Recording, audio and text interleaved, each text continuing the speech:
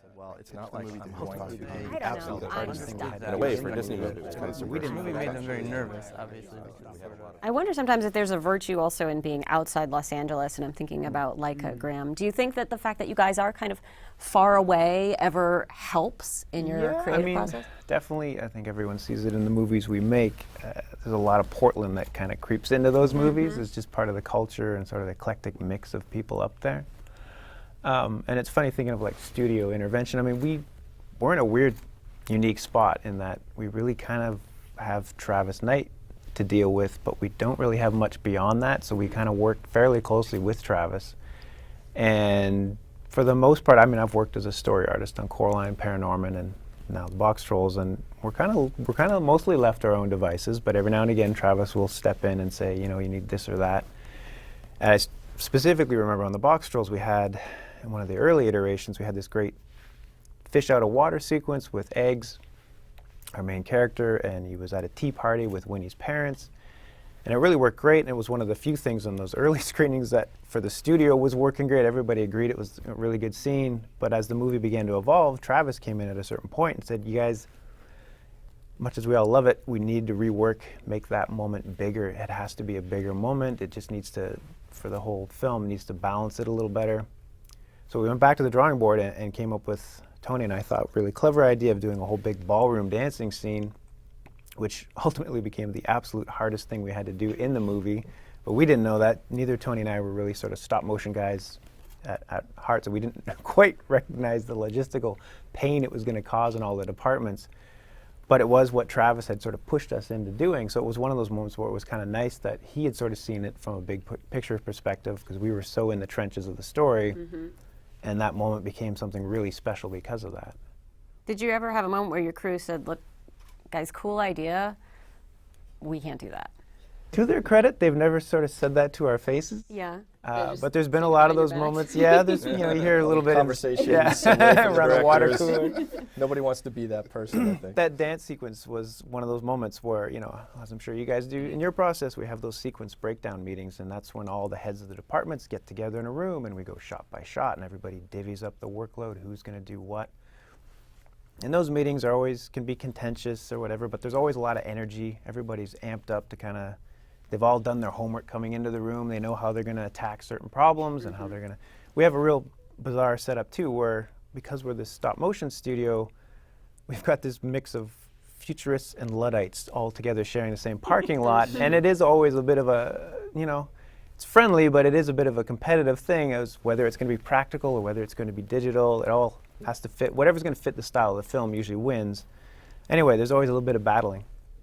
Usually, yeah, the room's kind of buzzing when you walk in, but when we walked in for the breakdown for the dance sequence, it's dead silent. Nobody was talking. No one would even make eye contact with Tony and I when we came in. So that was the first and only real moment in it where, as directors, we thought, oh, maybe we may have overstepped our boundaries here. Maybe we can't pull this off. Right. But again, everybody just hunkered down. We began to just step through it methodically, and we got to an end result. I mean, it took all 18 months of the shooting schedule to get like a little less than 2 minutes of footage done, but I think, you know, it was all worth it when you look at it now.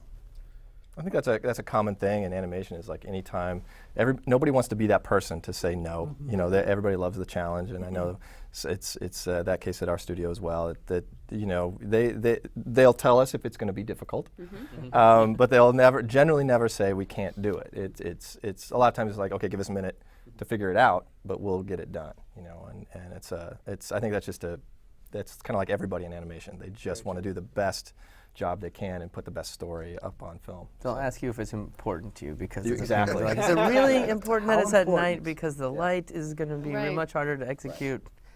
And you say, yeah, it's really important. And they say, okay, fine. And then we won't see our families for 4 months, but okay. But yeah, Hero can ruffle his hair. We'll give you that hair. Yeah, we'll give you that. Yeah. Jorge, did you have that experience? I mean, you were asking the animators to do these very intricate, really different characters. Did they ever? Yeah, I mean, one of the things that you know, as a lover of animation, I would see the characters get really watered down by the time they got to the movie. And the more I researched it, the more I realized every department has a head, that goes, well, that's too hard to model. Let's model it so it's easier to light. And so, but every department has their say. And by Do the you mean end like of it, visually watered down, like Yeah. from your original sketches? from when I would see stuff, and I would see, wow, now this is a character that's perfect to animate, perfect to light, perfect to texture, perfect to model, but it's super weak sauce design-wise because it's every department has had their say. So as the character designer of the movie and as a director, I got to say like a tank, like no, like all the bullets would come, like that's gonna be impossible to light, that's gonna be impossible to model, and I challenged, and I kind of challenged every team. I said, let's pretend we're stop motion and someone just handed you the puppet and you're the animator. How the hell are you gonna move it? See you tomorrow. Like this is your challenge to you guys. And if people can do it in the real world, then we can certainly do it in the computer. And same thing with the designs. In the beginning, we had all these designs, and a lot of the CG guys would go, "This is impossible. You can't have this much detail. You can't make these characters." So our production designer went to El Salvador. He took all the drawings, no turnarounds, nothing, just drawings. Got a bunch of artisans. They built all the maquettes, brought them back to Texas, and he said, if people can build this in the real world, you can build it in the computer. And so that became the look of the movie.